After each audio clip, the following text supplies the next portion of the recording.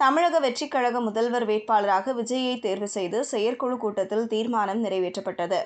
2026 சட்டமன்ற தேர்தலில் கூட்டணி குறித்த முடிவுகளை எடுப்பதற்கு த.வே.க தலைவர் விஜய்க்கு முழு அதிகாரம். 2026 சட்டமன்ற தேர்தலில் த.வே.க தலைமையில் களம் காண்போம். தமிழ்நாடு முழுவதும் செப்டம்பர் முதல் டிசம்பர் வரை த.வே.க தலைவர் விஜய் சுற்றுப்பயணம். த.வே.க தலைவர் விஜயின் சுற்றுப்பயணத்திற்கு முன் த.வே.க மாநில மாநாட்டை நடத்த செயற்குழு கூட்டத்தில் முடிவு.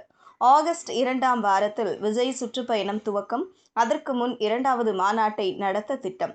ஜூலை 2வது வாரத்தில் உறுப்பினர்கள் சேர்க்கையை தொடங்க தீர்மானம். பாஜக அரசின் ஹிந்தி, சமஸ்கிருத திணிப்பை ஏற்க முடியாது.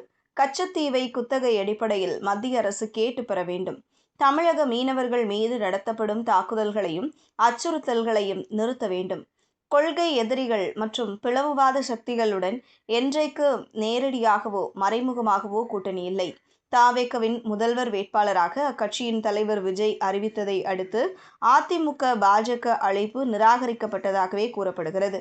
மேலும் தமிழக சட்டப்பேரவை தேர்தலில் மும்முனை போட்டி என்பது கிட்டத்தட்ட உறுதியாகியுள்ளது.